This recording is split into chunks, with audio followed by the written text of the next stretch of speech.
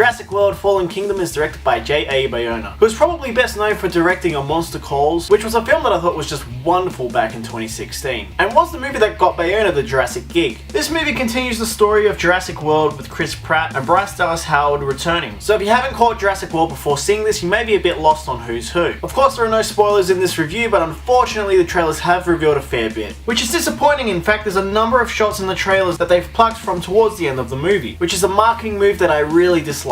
So if you're watching this review and haven't seen any of the trailers, then I suggest avoiding them altogether. Fallen Kingdom can be split pretty well into two halves. You've got the rescue mission where Owen and Claire have to rescue the dinosaurs from Isla Nublar after an active volcano has been discovered on the islands, which feels really short-sighted, considering there was a functional park operating there for a number of years. The second half is back on the mainland, with dinosaurs being auctioned off, and it becomes more of a haunted mansion movie, which is what I really enjoy about the film. I have to say, Bayona directs the hell out of a pretty shoddy script from Colin Trevorrow and Derek Connolly, which does have me a little concerned that Trevorrow is returning to direct Jurassic World 3. Bayona, having directed The Orphanage, which is a creepy little horror movie, adds some of that horror flavour to Fallen Kingdom. So if you are someone who's enjoyed the horror side of things with the Jurassic Park movies, then I think you'll enjoy this film. The opening of this film is phenomenal, with a big set piece involving the T-Rex and Mosasaur, which I thought was so well staged and executed. You kind of knew what was going to go down, but when something did happen, I'd get all excited, and it made me feel like I was watching a much darker Spielberg at work. The rest of the film doesn't really live up to the opening though. As with Jurassic World, all of the issues come down to the writing and characters, where I really would have been fine with this film being a straight up rescue film, as it seems like the movie is following the story beats of The Lost World, but does change things up, which was nice and appreciated. And although things were certainly different this time around, not all changes were exactly welcome. Good intentions were certainly there, but the way our so-called villains and the way their motivations are executed just makes everything feel dumb and cheesy. Don't get me wrong, the Jurassic sequels have a lot of dumb moments, but if you're someone who disliked the villain motivations in Jurassic World, then I have a good feeling Fallen Kingdom may piss you off even more, especially where the villains are concerned. A lot of the script just feels very shallow, and there isn't a whole lot of effort to really dive into more detail with things. There is a subplot involving Isabella Sermon's character Maisie, which builds up to this huge important moment for the character, and it just gets completely skimmed over and ignored until it gets referenced in a cheesy line towards the end. It's infuriating, because it not only feels like wasted potential in exploring this subplot, but this character becomes completely sidelined and ends up just existing as a plot device. Unfortunately, this movie is just another character serving the plot film, so don't expect anything other than surface level writing with these characters. The cast all do fine jobs with the work they're given. Bayona knows how to get key performances out of Chris Pratt and Bryce for the moments, and they are greatly utilised in a lot of the movie's set pieces, even if some of the set pieces this time around may feel a little too far-fetched even for this franchise. There is an attempt to give Owen a bit of an arc with Blue the Velociraptor, and them trying to trust each other after a long absence, but there's a lot that goes between the two in this movie, and it all gets abruptly resolved in a very unbelievable way. I just couldn't buy into it. Claire this time around is a bit more down to earth in wanting to keep the dinosaurs alive and trying to save them. She probably gets the most work put into her character out of everyone, and has a big character defining moment towards the end, which ends up not really mattering because another character undoes this moment, which just makes it all a bit pointless. Most of the newer cast don't get a whole lot to do either. Great talent like Toby Jones and James Cromwell have smaller parts in the film, especially Cromwell, whose character I really wish was given more time to develop, as there's a great ethical debate that comes with his character, and unfortunately there isn't any more time spent on it. The villains in this movie are all basically meatbags. They exist for the dinosaurs to eventually get to. If you're someone familiar with the Jurassic movies, you'll know what to expect. Unfortunately, this time they've just been made far more cartoony. Oh, and yes, Jeff Goldblum does make his long-awaited return as Ian Malcolm, but as I'm sure you're aware, it's essentially a cameo. I highly doubt he spent more than a day shooting his scenes. The dinosaurs, though, are still the highlights of these movies, and here there are a lot of great, well-executed moments with these dinosaurs that should have a lot of fans happy. Yes, this movie still plays with the idea of hybrid dinosaurs with the Indoraptor, who is utilised for some wonderfully terrifying moments in the movie that will make horror fans very happy. But the Indoraptor is kind of just there to chase people. The movie doesn't try to build much of a mythology around it like the Indominus Rex had. You get some information about its creation and Henry Wu's ultimate plans for it, but again, everything is surface level. The movie is much more focused on getting you to the next set piece with the Indoraptor. So believe me when I say I cannot wait for hybrid dinosaurs to stop being things in these movies. But as I mentioned earlier, Bayona directs the hell out of this movie. The opening scene is just mind-bogglingly good. The moment that gets released online, that's going to rack up a ton of hits. The volcano sequence is very exciting but extremely over the top, where there are definitely some moments involving Chris Pratt where you're just like, okay, whatever. It's some grade A BS, but we'll buy it because it's a blockbuster film and and he's the star of the movie. The highlight for me though was definitely the more horror-focused third act, which goes for a number of claustrophobic and suspenseful scenes which scales the movie back from the volcano, while being all the more terrifying. There isn't much time to breathe during the third act, which I felt was fine. I enjoyed all the tension that was being built up around the Indoraptor, which does include a few jump scares. The movie does blow things wide open for where the next film could go, which is exciting and refreshing and seems to be going in the route that I was hoping Jurassic Park 3 would have gone in if they'd stuck with earlier scripts. Michael Giacchino returns to do the score for the film, and while there are some fun, familiar beats in here, the more dour and suspenseful atmosphere in the movie means you don't get as many of the big fanfare moments that Jurassic World had. There are some interesting things done with the music, and I may have to listen to it again to get more of an appreciation for it, but for now I think I prefer Giacchino's work on the first Jurassic World. Fallen Kingdom I imagine will be a pretty divisive film for Jurassic Park fans and audiences. It does a lot of really fun and exciting things by literally tearing down everything that came before it and blowing things wide open for the next chapter. J.A. Bayona is the real star of the movie though for making everything work, and exploring Jurassic as a much darker horror film, which for me at least makes this a much better experience than the first Jurassic World. Colin Trevorrow's script and character beats however do drag on this movie and unfortunately lessen a lot of Bayona's work. But if you're excited to see another Jurassic adventure that tries to change things up, you might get a good kick out of Fallen Kingdom. This will probably be the last Jedi of the Jurassic franchise, where you'll have a lot of people that either really like the film and a lot of people that really dislike the film. So it'll be very interesting to see how more people react to it. Oh, and there is a post-credit scene, but it isn't anything that I think you need to stick around for. Just wait for it to be on YouTube. Jurassic World Fallen Kingdom gets a 6.5 out of 10 from me. Guys, I hope you like this review. If you want to see more reviews just like this one, stay right here for your Monofix. Bye guys.